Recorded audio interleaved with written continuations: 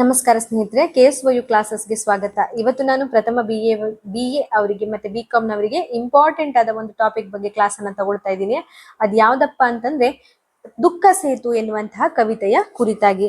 ಅನೇಕ ಬಾರಿ ಎಕ್ಸಾಮ್ಗೆ ರಿಪೀಟೆಡ್ ಆಗಿ ಇದೊಂದು ಕ್ವಶನ್ ನ ಕೇಳಿರೋದ್ರಿಂದ ಇದು ಖಂಡಿತ ಇಂಪಾರ್ಟೆಂಟ್ ಆಗಿರುತ್ತೆ. ಹಾಗಾಗಿ ನಾನು ಈ ಕೊನೆಯ ಕ್ಷಣದಲ್ಲಿ ಎಕ್ಸಾಮ್ಗೆ ಇನ್ನೇನು 1.5 ತಿಂಗಳಿರುವಂತಹ ಗ್ಯಾಪ್ ಇದೆ. ಈಗ ನಾನು ಕ್ಲಾಸ್ ಮಾಡ್ತಿದ್ದೀನಿ ಅಂದ್ರೆ ಬರೀ ಇಂಪಾರ್ಟೆಂಟ್ ಆಗಿರುವಂತಹ ಕ್ಲಾಸ್ಗಳನ್ನಷ್ಟೇ ಹಾಕ್ತಿದ್ದೀನಿ. ಯಾಕಂದ್ರೆ ನನಗೂ ಕೂಡ ಸಮಯ ಇಲ್ಲ ಇಲ್ಲಿ ಎಲ್ಲವನ್ನ ಅಪ್ಲೋಡ್ ಮಾಡ್ಲಿಕ್ಕೆ. ಹಾಗಾಗಿ ತುಂಬಾ ಇಂಪಾರ್ಟೆಂಟ್ ಆಗಿರುವಂತಹ ವಿಡಿಯೋಗಳನ್ನಷ್ಟೇ ನನಗೆ ಶೇರ್ ಮಾಡ್ತಿದ್ದೀನಿ, ಅಂತಹ ಟಾಪಿಕ್ ಗಳ ವಿಡಿಯೋಗಳನ್ನಷ್ಟೇ ಶೇರ್ ಮಾಡ್ತಿದ್ದೀನಿ. ಅದರಲ್ಲಿ ದುಃಖ ಸೇತು BM ಶ್ರೀಕಂಠಯ್ಯನವರು ಬರೆದಿರುವಂತಹ ದುಃಖ ಸೇತು ಎನ್ನುವಂತಹ ಕವನ ತುಂಬಾ ಇಂಪಾರ್ಟೆಂಟ್ ಆಗಿದೆ. ನನ್ಗೆ ಈಗಲೂ ನೆನಪಿದೆ, ನಾನು ಎಕ್ಸಾಮ್ ಬರೆಯುವಾಗ ಕೂಡ ಇದನ್ನ 15 or 10 ಮಾರ್ಕ್ಸ್ ಗೆ ಕೇಳಿರುವಂತಹ ಕ್ವಶನ್ ಆಗಿರುತ್ತೆ. ಹಾಗಾಗಿ ಇದೊಂದು ತುಂಬಾ ಇಂಪಾರ್ಟೆಂಟ್. ಈಗಾಗಲೇ ನೀವು ಕ್ವಶನ್ ಪೇಪರ್ ನೆಲ್ಲ ರೆಫರ್ ಮಾಡಿದ್ರೆ ನಿಮ್ಗೂ ಗೊತ್ತಿರುತ್ತೆ ಇದು ಇಷ್ಟು ಇಂಪಾರ್ಟೆಂಟ್ ಆಗಿರುತ್ತೆ ಅಂತ. ಹಾಗಾಗಿ ಈ ಒಂದು ಕವನದ ನಾವು ಸಾರಾಂಶವನ್ನ ಅಥವಾ ವಿವರಣೆಯನ್ನ ಹೇಳ್ತಾ ಹೋಗ್ತೇನೆ. ಮೊದಲಿಗೆ ಇದನ್ನ ಬರೆದವರು BM ಶ್ರೀಕಂಠಯ್ಯ ಎನ್ನುವಂತವರು. ಆದ್ರೆ ಇವರು ಬರೆದವರಲ್ಲ, ಸಾರಿ, ಅಂದ್ರೆ ಇವರು ಅನುವಾದ ಮಾಡಿದವರು. ಥಾಮಸ್ ಹುಡ್ ಎನ್ನುವಂತಹ ಇಂಗ್ಲಿಷ್ ಕವಿ ಬರೆದಿರುವಂತಹ ಬ್ರಿಡ್ಜ್ ಆಫ್ ಸೈಸ್ ಎನ್ನುವಂತಹ ಕವಿತೆಯನ್ನ ನಮ್ಮ BM ಶ್ರೀಕಂಠಯ್ಯನವರು ದುಃಖ ಸೇತು ಅಂತ ಬರೆದು ಟೈಟಲ್ ಕೊಟ್ಟು ಅದನ್ನ ಕನ್ನಡಕ್ಕೆ ಅನುವಾದ ಮಾಡಿದ್ದಾರೆ. ತುಂಬಾ ಸುಂದರವಾದ ಒಂದು ಕವಿತೆ ಇದಾಗಿರುತ್ತೆ. ಈ ಒಂದು ಕವಿತೆಯ ಕಥಾ ವಸ್ತುವನ್ನ ನೋಡುದಾದ್ರೆ, ಹರೆಯದ ಹೆಣ್ಣೊಬ್ಬಳ ದುರಂತ ದಾರುಣ ಸಾವು ಈ ಒಂದು ಪದ್ಯದ ವಸ್ತು ಆಗಿರುತ್ತೆ. ಅಂದ್ರೆ ಏಜ್ಗೆ ಬಂದಿರುವಂತಹ ಹುಡುಗಿಯದ್ದು ದುರಂತ ಸಾವಿರುತ್ತೆ, ಅದರ ಬಗ್ಗೆ ಕಥೆ ವಸ್ತು ಅದಾಗಿರುತ್ತೆ. ಇನ್ನು ಕವನದ ಆಶಯವನ್ನ ನೋಡುದಾದ್ರೆ, ಕಟುಕ ಕಾಮುಕನೊಬ್ಬನ ಕಾಮಪಿಪಾಸೆಗೆ ತುತ್ತಾಗಿ ಸಮಾಜದಿಂದ ಬಹಿಷ್ಕೃತಳಾಗಿ ಅವಮಾನವನ್ನ ಸಹಿಸಲಾಗದೆ ದುಃಖವನ್ನ ಮಡುವಾಗಿಸಿಕೊಂಡು ಹೊಳಗೆ ಹಾರಿ ಪ್ರಾಣ ತ್ಯಜಿಸಿ ಕ್ರೂರ ಸಮಾಜದಿಂದ ಬಿಡುಗಡೆ ಹೊಂದಿದ ಹತಭಾಗ್ಯ ಹೆಣ್ಣೊಬ್ಬವಳ ಹೃದಯ ವಿದ್ರಾವಕ ವ್ಯಕ್ತಿಯ ಚಿತ್ರಣವನ್ನ ಈ ಕವನ ಒಳಗೊಂಡಿದೆ. ಅಂದ್ರೆ ಒಬ್ಬ ಕಟುಕ ಪ್ರೀತಿಯ ನಾಟಕವಾಡಿ ಆ ಹುಡುಗಿಯನ್ನ ಮೋಸ ಮಾಡ್ತಾನೆ ಅಥವಾ ಅವಳನ್ನ ಕಾಮಕ್ಕಷ್ಟೇ ಉಪಯೋಗಿಸ್ಕೊಂಡು ಅವಳನ್ನ ನಡು ದಾರಿಯಲ್ಲಿ ಬಿಟ್ಟು ಹೋಗ್ತಾನೆ. ಹಾಗೆ ಇಂತಹ ಕಾರಣದಿಂದಾಗಿ ಅವಳು ಸಮಾಜದಿಂದ ಕೂಡ ಬಹಿಷ್ಕೃತಳಾಗ್ತಾಳೆ ಅಥವಾ ಸಮಾಜದಲ್ಲಿರುವ ಜನರು ಕೂಡ ಚುಚ್ಚಿ ಅವಳನ್ನ ಮಾತಾಡ್ತಾರೆ. ಈ ಸಮಾಜದಲ್ಲಿ ಬದುಕುವುದಕ್ಕಿಂತ ಹೊಳೆಗೆ ಹಾರಿ ಸಾವುದೇ ಮೇಲು ಎನ್ನುವಂತ ಡಿಸಿಷನ್ಗೆ ಅವಳು ಬಂದು ಜೀವವನ್ನೇ ಕಳ್ಕೊಳ್ತಾಳೆ. ಮತ್ತೆ ಆ ಸಮಾಜ ಕೂಡ ಅವಳ ಸಾವಿನ ಬಗ್ಗೆ ಮಾತಾಡ್ತಾರೆ, ಸಾವ ಸಂದರ್ಭದಲ್ಲಿ ಮಾತಾಡ್ತಾರೆ ಹೊರತಾಗಿ ಅವಳು ಜೀವಂತ ಇರುವಾಗ ಅವಳ ಬಗ್ಗೆ ಆಗ್ಲಿ ಕೇಳ್ತಾ ಇರ್ಲಿಲ್ಲ, ಅವಳ ನೋವನ್ನ ಕೇಳ್ತಿರ್ಲಿಲ್ಲ, ಅವಳ ಕಷ್ಟವನ್ನ ಕೇಳ್ತಿರ್ಲಿಲ್ಲ. ಅವಳಿಗೆ ಯಾರು ಇಲ್ಲದ ಒಂದು ಅನಾಥೆ ಆಗಿದ್ರು ಕೂಡ ಒಬ್ರು ಬಂದು ಕೂಡ ಅವಳ ಬಗ್ಗೆ ಕನಿಕರವನ್ನ ಕೂಡ ತೋರಿಸ್ತಿಲ್ಲ ಎನ್ನುವುದೊಂದು ಈ ಕವಿತೆಯ ಕವನದಲ್ಲಿರುವಂತಹ ಆಶಯ ಆಗಿರುತ್ತೆ. ಇನ್ನು ಈ ಕಥೆಯ ವಿಶ್ಲೇಷಣೆಯನ್ನ ನಾವು ನೋಡುವುದಾದ್ರೆ, ಅನಾಥೆ ಇವಳಿನೊಬ್ಬಳಿ ಜನ್ಮರೋಸಿ ವೇದೆಯನ್ನ ತಾಳದೆಯೇ ಮುಳುಗಿದಳು ಹೊಳಗೆ ಅಂತ ಈ ಕವನದಲ್ಲಿ ಮೊದಲಿಗೆ ತೋರಿಸ್ತಾರೆ ಅವಳೊಬ್ಳು ಅನಾಥೆ ಅಂತ.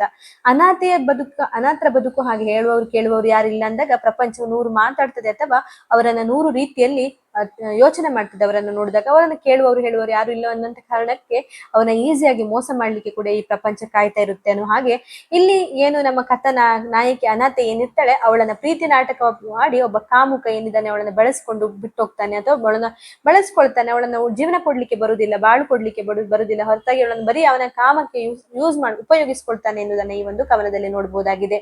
ಅದೆಲ್ಲದ ಆ ಒಂದು ಮೋಸದಿಂದಾಗಿ ಅವಳು ತುಂಬಾ ನೊಂದು ಹೋಗ್ತಾಳೆ. ಆ ಒಂದು ಕಾಮುಕನ ವ್ಯಕ್ತಿಗಳ ಕಣ್ಣುಗಳೇನಿದೆ ಆ ಹೆಣ್ಣಿನ ಮೇಲೆ ಬಿದ್ರಂತೂ ಅವಳ ಕಥೆ ಒಂದು ಕೇಳೋದೇ ಬೇಡ, ಯಾವುದೇ ಅನಾಥ ಮಕ್ಕಳದ್ದಾದ್ರೂ ಕೂಡ. ಇಲ್ಲಿನೂ ಹಾಗೆ ಅವಳ ಜೀವ ಅಂದ್ರೆ ಕಟುಕ ಕಾಮುಕನ ವಿಶ್ವಾಸಘಾತಕ್ಕೆ ಆ ಅನಾಥೆ ಬಲಿ ಆಗ್ತಾಳೆ. ಈ ಜನ್ಮವೇ ಬೇಡ ಅನ್ಸುತ್ತೆ ಅಥವಾ ಬದುಕೆ ಬೇಡ ಅನ್ಸುತ್ತೆ. ಇಂತಹ ಪರಿಸ್ಥಿತಿಯಲ್ಲಿ ಅವಳಿಗೆ ಸಮಾಜ ಕೂಡ ಕ್ರೂರವಾಗಿರುತ್ತೆ. ಅಂದ್ರೆ ಯಾರು ಅವಳಿಗೆ ಒಂದು ದಾರಿ ತೋರಿಸುವವರು ಇರ್ಲಿಲ್ಲ. ಅದಕ್ಕೆ ಅವಳು ಕೊನೆಯ ಕ್ಷಣದಲ್ಲಿ ಆತ್ಮಹತ್ಯೆ ಅಂತ ಒಂದು ಕಠೋರ ನಿರ್ಧಾರಕ್ಕೆ ಬರೋದು. ಆ ನೋವೇ ನನ್ಗೆ ಬೇಡ ಎನ್ನುವಂತ ನಿಟ್ಟಿನಲ್ಲಿ ಹೊಳಗೆ ಹಾರಿ ಸಾಯ್ತಾಳೆ ಎನ್ನುವುದನ್ನ ಇಲ್ಲಿ ನೋಡ್ಬೋದು. ಮೆಲ್ಲಗಿವಳನ ಮುಟ್ಟು ಮರುಗಿ ಹಿಡಿದೆತ್ತು ಏನು ಕೋಮಲಕಾಯ ಹೊಳಪು ಹೊಸ ಪ್ರಾಯ ಅನ್ನೋದನ್ನ ಇಲ್ಲಿ ಹೇಳ್ತಾರೆ. ಅಂದ್ರೆ ಈ ಒಂದು ಅವಳನ್ನ ಆ ಬಾಡಿಯನ್ನ ಏನ್ ನೋಡ್ತಾರಲ್ವ ಅವರು ಹೊಳೆಯಲ್ಲಿ, ಅದನ್ನ ನೋಡಿದಾಗ ಅವರಿಗೆ ಅನ್ಸುದು ಫಸ್ಟಿಗೆ ನೋಡಿದಾಗ ಒಂದು ಕವಿಗೆ ಫೀಲ್ ಆಗುವಂತಹ ಒಂದು ವಿಷಯವನ್ನ ಇಲ್ಲಿ ಬರೀತಾರೆ. ಅಂದ್ರೆ ಇಂಗ್ಲಿಷ್ ನಲ್ಲಿ ಅದನ್ನ ಟ್ರಾನ್ಸ್ಲೇಟ್ ಮಾಡಿರುವಂತದ್ದವರು ಕನ್ನಡಕ್ಕೆ. Take her up tenderly, lift her with care, fashion so slenderly, young and so fair ಅಂತಾರೆ. ಅಂದ್ರೆ ಈ ಒಂದು ಏನು ಲೈನ್ ಇರುತ್ತೆ ಇದನ್ನ ಅವರು ಕನ್ನಡಕ್ಕೆ ಅನುವಾದ ಮಾಡಿ ಹೀಗೆ, ಮೆಲ್ಲಗೆ ಇವಳನ್ನ ಮುಟ್ಟು ಮರುಗಿ ಹಿಡಿದೆತ್ತು ಏನು ಕೋಮಲಕಾಯ ಹೊಳಪು ಹೊಸ ಪ್ರಾಯ ಅಂತ ಬರೀತಾರೆ. ಅಂದ್ರೆ ಅವಳು ಎಷ್ಟು ಸೌಂದರ್ಯವತಿ ಆಗಿರ್ತಾಳೆ, ಎಷ್ಟು ಸುಂದರಿ ಆಗಿರ್ತಾಳೆ. ಅವಳ ಆ ಒಂದು ಡೆಡ್ ಬಾಡಿಯನ್ನ ನೋಡುವಾಗ ಕಾಣಿಸುವಂತಹ ಆ ಒಂದು ಕ್ಷಣವನ್ನ ಇಲ್ಲಿ ಕವಿ ಬರೆದಿರುವಂತಹದ್ದು. ಅಂದ್ರೆ ಯಾವ ರೀತಿ ಇಲ್ಲ ಅಂತ ಸಂದರ್ಭದಲ್ಲಿ ಅವಳ ದೇಹ ಪರಿಸ್ಥಿತಿ ಹೇಗಿತ್ತು ಅದನ್ನೆಲ್ಲವನ್ನು ಕೂಡ ವಿಮರ್ಶನೆ ಮಾಡಿ ಬರಿತಾ ಇರ್ತಾರೆ ಇಲ್ಲಿ ಕವಿ.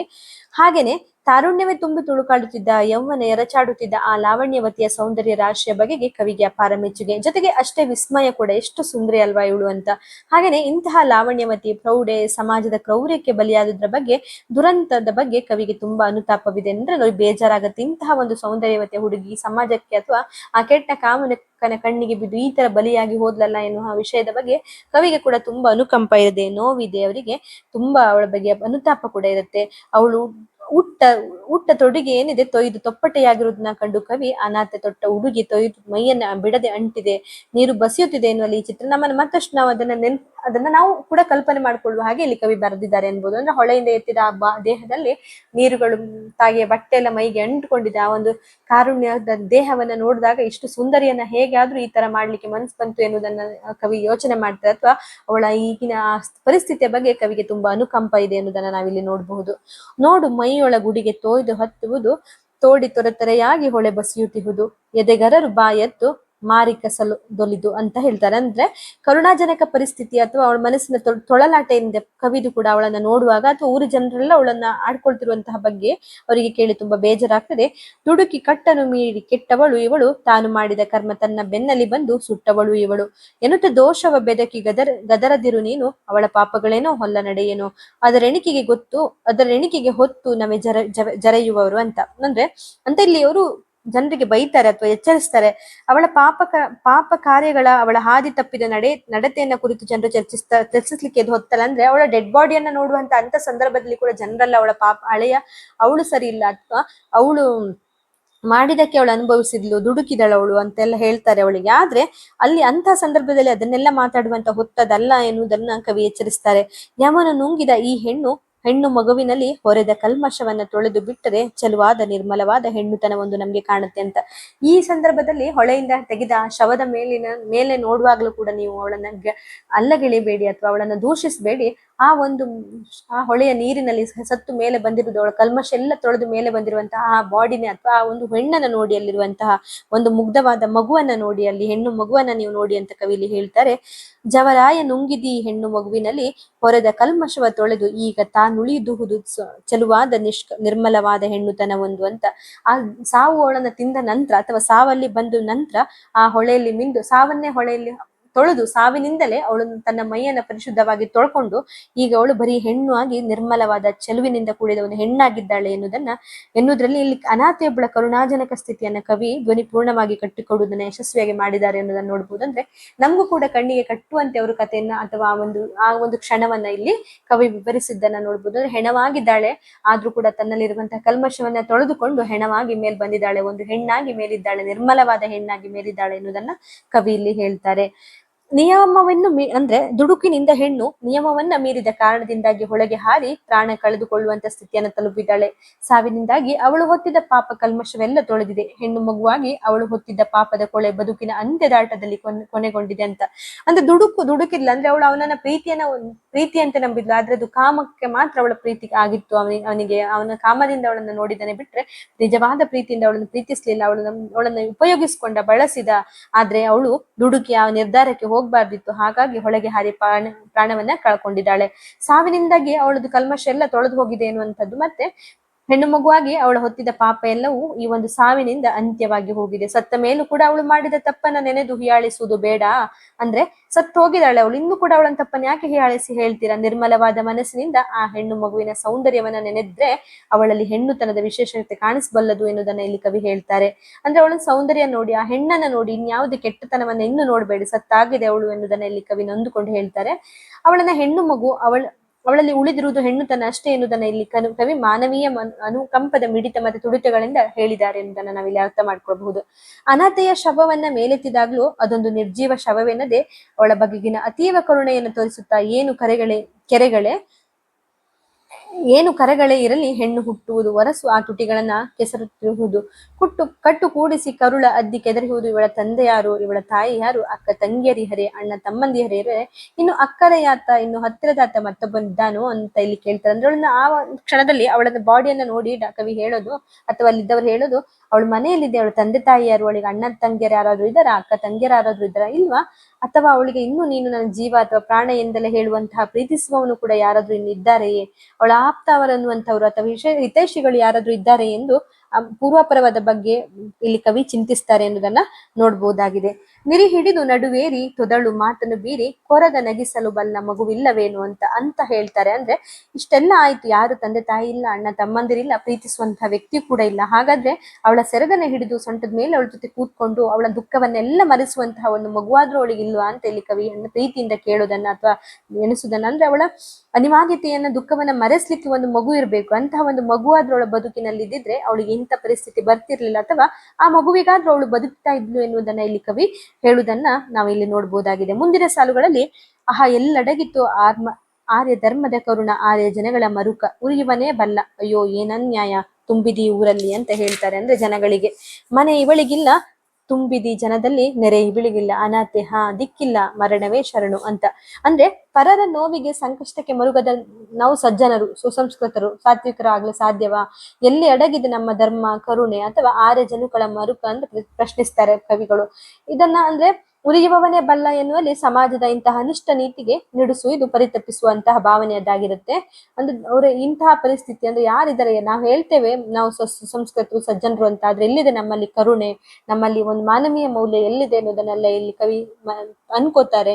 ಮತ್ತೆ ತುಂಬಿದ ಊರು, ಇಷ್ಟು ದೊಡ್ಡ ಊರಿನಲ್ಲಿ ಇಷ್ಟು ಜನರಿರುವಂತಹ ಊರಿನಲ್ಲಿ ಇವಳಿಗೊಂದು ಮನೆ ಇಲ್ಲ, ಈ ತುಂಬಿದ ಇಷ್ಟೊಂದು ಜನರಿರುವಾಗ ಅವಳಿಗೊಬ್ಬ ನೆಂಟರು ಕೂಡ ಇಲ್ಲ, ದಿಕ್ಕಿಲ್ಲದ ಅನಾಥೆ, ಕೊನೆಗೆ ಮರಣವೇ ಶರಣೆಂದು ಒಲಿದಿದ್ದಾಳೆ ಅಂತ ಹೇಳ್ತಾರೆ. ಅಂದ್ರೆ ಮರಣವೇ ನನ್ಗೆ ಗತಿ ಎನ್ನುವುದನ್ನಕ್ಕೆ ಮರಣಕ್ಕೆ ಒಲಿದಿದ್ದಾಳೆ ಹುಡುಗಿ ಅನ್ನೋದನ್ನ ಇಲ್ಲಿ ಹೇಳ್ತಾರೆ. ಅನಾಥೆಯ ಬದುಕಿಗೆ ಮರುಕವನ್ನ, ಮಾನವೀಯ ಅನುಕಂಪವನ್ನ ವ್ಯಕ್ತಪಡಿಸಿರುವಂತಹ ರೀತಿ ತುಂಬಾ ಒಳ್ಳೆದಿದೆ, ಚೆನ್ನಾಗಿದೆ ಎನ್ನುವುದನ್ನ ಇಲ್ಲಿ ನಾವು ನೋಡಬಹುದಾಗಿದೆ.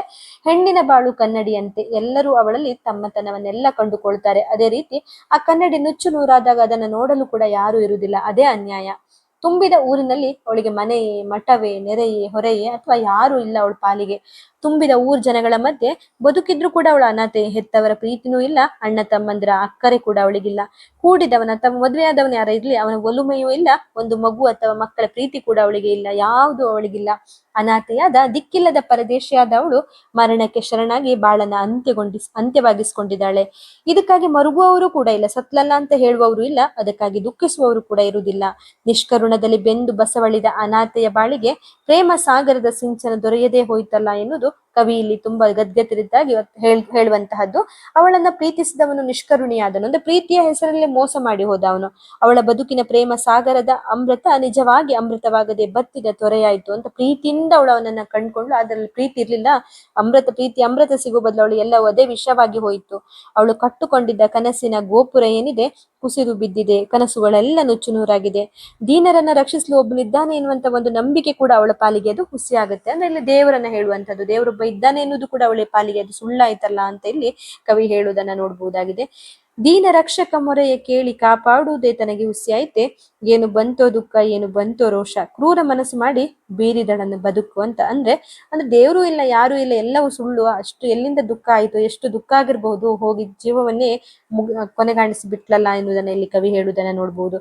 ಯಾವ ದುಃಖವೂ ಇಲ್ಲ, ಯಾವ ರೋಷ ಇಲ್ಲ, ಮನಸ್ಸು ಕಲ್ಲು ಮಾಡಿಕೊಂಡು ಹೊಳಗೆ ಹಾರಿ ಬದುಕನ್ನ ಅಂತ್ಯವಾಗಿಸ್ಕೊಂಡು ಅಗ್ನಿ ಪರ್ವತದಂತೆ ಅಪರಾಧದ ಬಲು ಬಂಡೆಗಳ ನೆರೆಚುವ ಕ್ರೂರ ಸಮಾಜಕ್ಕಿಂತ ಸಾವೇ ನಿಜವಾದ ಸುಖ, ಜೀವ ಸಂಜೀವಿನಿ ಎಂದು ಬಗೆದಳು ಎನ್ನುವಲ್ಲಿಗೆ ಅನಾಥೆಯ ಬದುಕಿನೊಂದಿಗೆ ಸಮಾಜ ನಡೆದುಕೊಂಡ ರೀತಿ ನೀತಿ ಏನಿದೆ ಮತ್ತೆ ಓರೆಗೆ ಹಚ್ಚಿ ನೋಡುವ ಪ್ರಯತ್ನ ಕೂಡ ನಡೆದಿದೆ. ಅನಾಥೆಯ ಬದುಕಿಗೆ ಸುತ್ತಮುತ್ತಲಿನ ಪರಿಸರ ಕುರುಡಾಗಿ ವರ್ತಿಸಿದನ್ನ ಇಲ್ಲಿ ಕವಿ ಹೇಳ್ತಾರೆ. ಅಂದ್ರೆ ಅವಳು ಸತ್ತೋದ್ಲು ಅಂದ್ರೆ ಅವಳು ಜೀವಂತ ಇರುವುದಕ್ಕೆ ಸಮಾಜವೇ ಬಿಡ್ತಾ ಇರಲಿಲ್ಲ, ಚುಚ್ಚಿ ಮಾತಾಡೋದ್ರ ಮೂಲಕ ತಾನು ಸತ್ರೇನ ನಂಗೆ ನೆಮ್ಮದಿ, ಸಾವೆಲ್ಲ ನನ್ಗೆ ನೆಮ್ಮದಿ ಕಂಡ್ಕೊಳ್ಬಹುದು ಎನ್ನುವಷ್ಟರ ಮಟ್ಟಿಗೆ ಒಂದು ಊರಿನಲ್ಲಿರುವಂತ ಜನರೆಲ್ಲ ಎಲ್ರು ಅವಳನ್ನ ನೋಯಿಸಿದ್ರು, ಅವಳ ಜೊತೆಗೆ ಕುರುಡಾಗಿ ವರ್ತಿಸಿದ್ರು ಅಂತ ಇಲ್ಲಿ ಕವಿ ಹೇಳ್ತಾರೆ.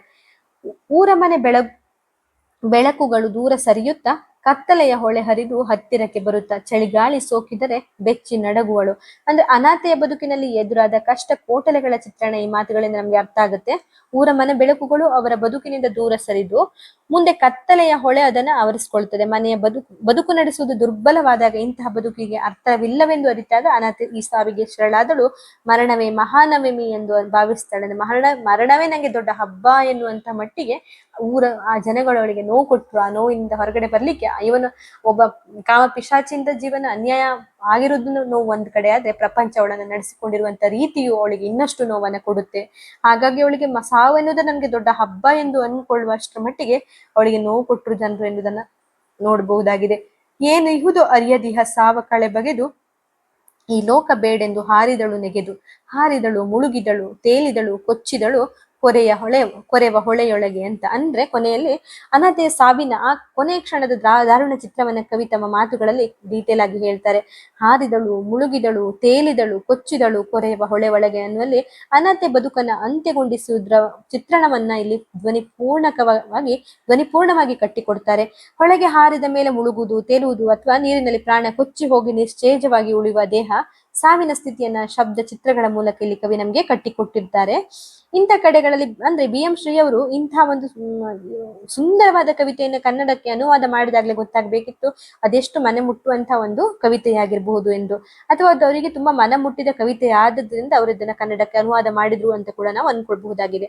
ಅನಾಥ ಸಾವಿಗೆ ಕಾರಣರಾದಿರುವ ಬಗೆಗೆ ಕವಿ ಸಹಜವಾದ ಆಕ್ರೋಶವಿದೆ. ಎಲ್ಲವೂ ಕಾಮುಕ ಕಟುಕ, ಬಾ ಇಲ್ಲಿ ನೋಡು ಬಾ, ಎಲ್ಲಿ ಬೆಚ್ಚಗೆ ಮಲಗಿ ಸಲ್ಲಾಪ ಮಾಡುತ್ತೀಹೆ ಅಂತ ಕೇಳ್ತಾರೆ.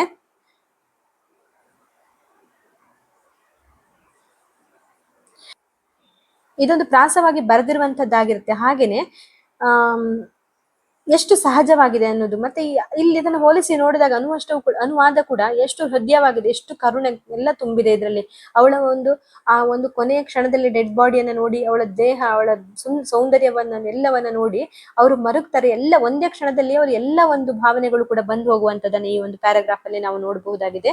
ಕೊನೆ ಭಾಗದಲ್ಲಿ ಕವಿ ಹೇಳ್ತಾರೆ, ಅನಾಥೆಯ ಶವವನ್ನ ಕಂಡು ಪರಿತಪ್ಪಿಸುವುದರ ಚಿತ್ರಣ ಮತ್ತೆ ಇನ್ನೂ ಕೂಡ ಅದು ತುಂಬಾ ಆರ್ದ್ರವಾಗಿ ನಮ್ಮನ್ನ ಮನಸ್ಸನ್ನ ಆವರಿಸ್ತದೆ, ಸೆರೆ ಹಿಡಿದು ಅಲ್ಲಿಗೆ ನಿಲ್ಲಿಸ್ತದೆ. ಅಂದ್ರೆ ಈ ಕೊನೆಯ ಲೈನ್ಗಳು ತುಂಬಾ ನೋವನ್ನ ಕೊಡುತ್ತದೆ ಎನ್ನುವುದನ್ನ ನಾವು ಅರ್ಥ ಮಾಡ್ಕೊಳ್ಬಹುದು. ಕೈ ಕಾಲುಗಳ ಸವರಿ ಮೃದುವಾಗಿ ಮಡಿಸು, ಬಿರುಗಣ್ಣ ನೋಟವನ ರೆಪ್ಪೆಯಲ್ಲಿ ಕವಿಸು, ಜರೆಯುವವರ ಹಳಿಯುವವರ ಕೊರೆಯುವವರ ತುಳಿಯುವವರ ಕಿವಿ ಕೇಳಿ ಕೇಳಿ ಹಲ್ಲು ಮುಡಿಯನ್ನ ಕಚ್ಚಿ ಕಲ್ಲು ಮನಸ್ಸಾದಾಗ ನೆಟ್ಟಿದಿ ನೋಟ ಅಂತ. ಅಂದ್ರೆ ಮೆಲ್ಲಗೆ ಇವಳನ್ನ ಮುಟ್ಟಿ ಮರುಗಿ ಹಿಡಿದೆತ್ತು ಎಂದು ಹೇಳುವಂತ ಕವಿ ಮುಂದುವರೆದು ಹೇಳ್ತಾರೆ, ಕಾಲುಗಳನ್ನ ಮೃದುವಾಗಿ ಸವರಿ ಮಡಿಸು ಬಿಟ್ಟಂತೆ ಬಿಟ್ಟಿರುವ ಕಣ್ಗಳ ರೆಪ್ಪೆಯನ್ನ ನಿಧಾನವಾಗಿ ಮುಚ್ಚು ಅಂತಾರೆ ಅಂತ ಅವರು ಅನ್ಕೊಳ್ತಾರೆ. ಹಾಗೆ ಅನಾಥೆಯ ಶವವನ್ನ ಕಂಡು ಅವಳನ್ನ ನಿಂದಿಸಿ ಹಳಿಯದೆ ಅವಳಿಗೆ ಬಂದಂತ ಈ ಸ್ಥಿತಿಗಾಗಿ ಮರುಗಿ ಕನಿಕರವನ್ನ ನೋಡುವಂತಹ ದಯಾದ್ರ ಹೃದಯವಂತಿಗೆ ಕೂಡ ನಮ್ಗೆ ಬೇಕು ಎನ್ನುವಂತ ಸಂದೇಶವನ್ನ ಇಲ್ಲಿ ಕವಿ ಹೇಳ್ತಾರೆ.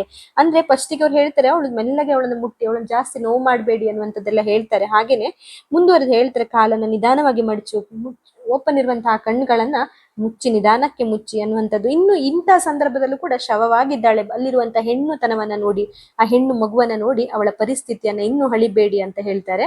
ಅದನ್ನ ಹಳಿಯದೆ ಅಥವಾ ಅವಳು ಆ ಒಂದು ಪರಿಸ್ಥಿತಿಗೆ ನಾವು ಮರುಕವನ್ನು ವ್ಯಕ್ತಪಡಿಸುವಂತಹ ಒಂದು ದಯಾಮಯಿಗಳು ನಾವು ಆಗ್ಬೇಕು ಈ ಕ್ಷಣದಲ್ಲಾದ್ರೂ ಕೂಡ ಎನ್ನುವುದನ್ನ ಕವಿ ಇಲ್ಲಿ ಹೇಳ್ತಾರೆ. ಅವಳು ಒಳ್ಳೇದನ್ ಮಾಡಿದಳೋ ಕೆಟ್ಟದನ್ ಮಾಡಿದಳೋ, ಅಥವಾ ಅವಳಿಗೆ ಯಾರು ಒಳ್ಳೇದನ್ ಮಾಡಿದ್ರು ಯಾರು ಕೆಟ್ಟದನ್ ಮಾಡಿದ್ರು ಅದನ್ನ ಯಾರು ಅರಿಯರು ಅಂದ್ರೆ ಅದನ್ನ ನಮ್ಗೆ ಯಾರಿಗೂ ಗೊತ್ತಿಲ್ಲ. ಅವಳು ಯಾರಿಗೂ ಒಳ್ಳೇದ್ ಮಾಡಿರ್ತಾಳೋ ಅಥವಾ ಕೆಟ್ಟದ್ದು ಮಾಡಿರ್ಬಹುದು, ಅಥವಾ ಅವಳಿಗೆ ಯಾರು ಒಳ್ಳೇದ್ ಮಾಡಿದ್ರು ಅಥವಾ ಕೆಟ್ಟದ್ ಮಾಡಿದ್ರು ಅದು ಯಾವ್ದು ನಮ್ಗೆ ಗೊತ್ತಿಲ್ಲ. ಆದ್ರೆ ಅವರವರ ಕರ್ಮಾನುಸಾರ ಶಿಕ್ಷೆಯಂತೂ ಇದೆ, ಶಿಕ್ಷೆ ಇದೆ ಅಥವಾ ಶಿಕ್ಷೆನೂ ಇರಬಹುದು, ಅಥವಾ ಆ ಶಿಕ್ಷೆಗೆ ಕ್ಷಮೆಯೂ ಕೂಡ ಇರಬಹುದು.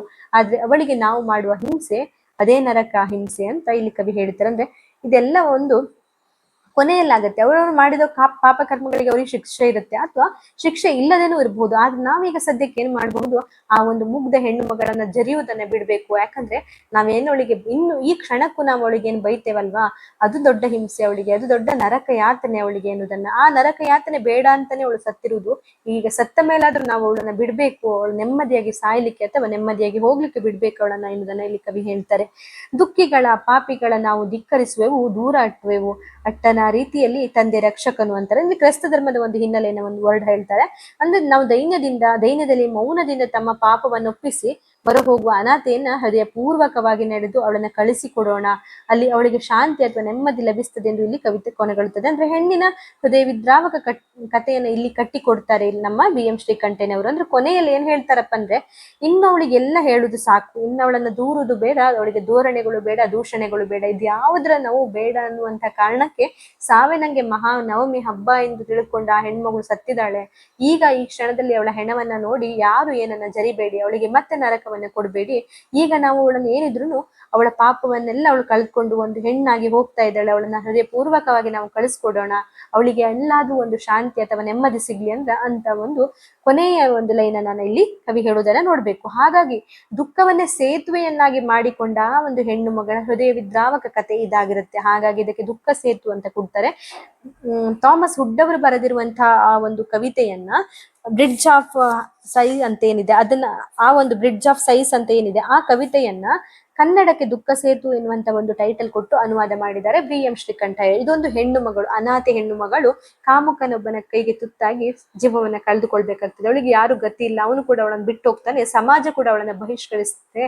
ಈ ಒಂದು ನೋವು, ಜನರ ಒಂದು ಚುಚ್ಚು ಮಾತು ಎಲ್ಲವನ್ನ ನೋಡಿ ಕೇಳಿ ಅವಳಿಗೆ ಬೇಸತ್ತು ಕೊನೆಗೆ ಅವಳು ತನ್ನ ಜೀವವನ್ನ ಬಿಡ್ತಾಳೆ. ಆ ಜೀವ ಬಿಟ್ಟ ನಂತರ ಅಲ್ಲಿ ಹೋಗಿ ಅವಳನ್ನು ನೋಡುವಾಗ ಕವಿಗಳಿಗೆ ಅನ್ನಿಸುವಂತ ಪ್ರತಿ ಒಂದು ಕ್ಷಣ ಅಥವಾ ಅವಳ ದೇಹ ನೋಡಿ, ಜನರು ಆಡುವುದನ್ನ ನೋಡಿ, ಅಥವಾ ಅವಳು ಪಟ್ಟಂತ ಕಷ್ಟಗಳನ್ನ ನೋಡಿ, ಅಥವಾ ಜನರು ಅವಳಿಗೆ ಮಾಡದಿರುವಂತಹ ಸಹಾಯವನ್ನ ನೆನೆದು, ಇಲ್ಲ ಅವಳು ಮಾಡಿದ ತಪ್ಪಿಗೆ ಶಿಕ್ಷೆ ಪಡ್ತಾಳೋ ಅಥವಾ ಯಾವುದಕ್ಕೆ ಇಲ್ಲಿ ಕರ್ಮ ಅದಕ್ಕೆ ಶಿಕ್ಷೆ ಕೊಡ್ತದೆ ಅಥವಾ ಕೊಡದೇನೂ ಇರಬಹುದು, ಆದ್ರೆ ಮನುಷ್ಯರಾದ ನಾವು ಮಾನವೀಯತೆಯಿಂದ ವರ್ತಿಸ್ಬೇಕು. ಅವಳನ್ನ ಇನ್ನೂ ನಾವು ನೋಯಿಸಬಾರ್ದು. ಅವಳು ಇನ್ನಾದ್ರೂ ಮುಂದೆ ಒಂದು ಹೆಣ್ಮಗಳಾಗಿ ಸತ್ತಿದ್ದಾಳೆ, ಅವಳು ಇನ್ನಾದ್ರೂ ಮುಂದೆ ಮೇಲೆ ಹೋದ ಮೇಲೆ ಸತ್ತ ನಂತರ ಆದ್ರೂ ಅವಳಿಗೆ ನೆಮ್ಮದಿಯನ್ನ ಕೊಡ್ಲಿ ಅಂತ ನಾವು ಬೇಡ್ಕೊಳ್ಬೇಕು. ಇಷ್ಟಾಗಿ ನಾವು ಮಾನವೀಯತೆಯಿಂದ ವರ್ತಿಸಬೇಕು ಇಷ್ಟಾದರೂ ಅನ್ನುವಲ್ಲಿ ಈ ಒಂದು ಕವನ ಮುಗಿದು ಹೋಗ್ತದೆ ಎನ್ನುವುದನ್ನ ನಾವಿಲ್ಲಿ ನೋಡ್ಬೋದು. ಈ ಕನ್ನಡ ದುಃಖ ಸೇತು ಎನ್ನುವಂತ ಈ ಒಂದು ಕವನದ ವಿವರಣೆ ನಿಮ್ಗೆ ಅರ್ಥ ಆದಲ್ಲಿ ದಯವಿಟ್ಟು ನನಗೆ ಕಮೆಂಟ್ ಮೂಲಕ ತಿಳಿಸಿ. ಹಾಗೇನೆ ಇದನ್ನ ಒಂದು ನೀವು ಕಥೆಯಾಗಿ ಅರ್ಥ ಮಾಡ್ಕೊಳ್ಳಿ. ನೀವೊಂದು ನಾನು ಏನ್ ವಿವರಣೆಯನ್ನು ಹೇಳಿದ್ದೀನಿ ಇದನ್ನ ನೀವು ವಿಜುವಲೈಸ್ ಮಾಡಿದಾಗ ನಿಮ್ಗೆ ಪ್ರತಿಯೊಂದು ಕ್ಷಣವು ನಿಮ್ಗೆ ಮನಸ್ಸಿಗೆ ನಾಟುತ್ತದೆ. ಹಾಗಾಗಿ ನೀವು ಇದನ್ನ ಬೈ ಹರ್ಟ್ ಮಾಡುದು ಏನು ಬೇಡ. ಈ ಕಥೆಯನ್ನ ನೀವು ಕೇಳಿದ್ರಲ್ವ, ಒಂದು ಹೆಣ್ಣು ಮಗಳು ಹೇಗೆ ಸತ್ತು, ಯಾಕೆ ಸತ್ತು, ಅನಾಥೆಯಾಗಿ ಸತ್ತು, ಜನರು ಹೇಗೆಲ್ಲ ಮಾತಾಡ್ತಾರೆ, ಒಂದು ಮುಗ್ಧ ಮನಸ್ಸಿನ ಅಥವಾ ಒಂದು ಬ್ರಾಡ್ ಮೈಂಡೆಡ್ ಇರುವಂತ ಒಬ್ಬ ಕವಿ ಏನಿದ್ರೆ ಅವರಿಗೆ ಏನೆಲ್ಲ ಅನ್ನಿಸ್ತು ಆ ಕ್ಷಣದಲ್ಲಿ, ಅವಳು ಸತ್ತ ನಂತರ ಜನರೆಲ್ಲ ಹೇಗೆ ವರ್ತಿಸಿದ್ರು, ಅಥವಾ ಅವಳು ಮುಂದಾದ್ರೂ ಚೆನ್ನಾಗಿರ್ಲಿ ಅನ್ನುವಂತ ಕವಿಯ ಒಂದು ಆ ಭಾವನೆ ಎಲ್ಲ ಏನಿದೆ, ಇದಿಷ್ಟನ್ನ ನೀವು ಕಥೆಯಾಗಿ ಅರ್ಥ ಮಾಡ್ಕೊಳ್ಳಿ ಸ್ನೇಹಿತರೆ. ಹಾಗೆ ನೀವು ಎಕ್ಸಾಮ್ಗೆ ಅದು ಯಾವ ತರ ಕ್ವಶನ್ ಕೇಳ್ತಾರೆ ಆ ಕ್ವಶನ್ಗೆ ಏನ್ ಆನ್ಸರ್ ಕೊಡ್ಬೇಕು, ಈ ಒಂದು ಇದರಿಂದ ತೆಗೆದು ಪದ್ಯದಿಂದ ತೆಗೆದು ಅನ್ನೋದನ್ನ ನೀವು ಬರೆದ್ರೆ ಸಾಕು, ಖಂಡಿತ ನಿಮ್ಗೆ ಒಳ್ಳೆ ಮಾರ್ಕ್ಸ್ ಬರ್ತದೆ. ಮತ್ತೆ ಈ ಚಾಪ್ಟರ್ ನ ನೀವು ಸ್ಕಿಪ್ ಮಾಡಬೇಡಿ, ಖಂಡಿತ ಇದು 10 or 15 ಮಾರ್ಕ್ಗೆ ಬಂದೇ ಬರುವಂತದ್ದು. ಇಲ್ಲ ತಪ್ಪಿದ್ರೆ ನಿಮ್ಗೆ ಪ್ರಾಸನಾದ್ರೂ ಕೇಳಂದ್ರೆ ಸಂದರ್ಭ ಸ್ವಾರಸ್ಯಕ್ಕಾದ್ರೂ ಕೇಳ್ತಾರೆ 5 ಮಾರ್ಕಿಗೆ. ಹಾಗಾಗಿ ನಾನೀಗ ನಿಮ್ಗೆ ಕವನದ ಒಂದೊಂದು ಲೈನ್ ಗಳನ್ನು ಹೇಳಿ ಅದ್ರ ಅನುವಾದವನ್ನ ಪುಸ್ತಕದಲ್ಲಿ ಹೇಗಿದೆ ಅದನ್ನ ನಿಮ್ಗೆ ಅರ್ಥ ಆಗುವ ರೀತಿಯಲ್ಲಿ ನೀಟಾಗಿ ಎಕ್ಸ್ಪ್ಲನೇಷನ್ ಕೊಟ್ಟಿದ್ದೇನೆ. ಸೊ ಈ ಚಾಪ್ಟರ್ ನ ನೀವು ಮಿಸ್ ಮಾಡಬೇಡಿ. ಈ ವಿಡಿಯೋ ನಿಮ್ಗೆ ದಯವಿಟ್ಟು ಇಷ್ಟ ಆಗಿದೆ ಅಂತಂದ್ರೆ ನನ್ನ ಚಾನೆಲ್ ನ ಸಬ್ಸ್ಕ್ರೈಬ್ ಮಾಡಿ, ಹಾಗೆ ನಿಮ್ಮ ಸ್ನೇಹಿತರಿಗೆ ಕೂಡ ಈ ಚಾನೆಲ್ ನ ಶೇರ್ ಮಾಡಿ, ಅವರಿಗೂ ಕೂಡ ಇದರಿಂದ ಸಹಾಯ ಆಗುತ್ತೆ. ಧನ್ಯವಾದಗಳು ಸ್ನೇಹಿತರೆ.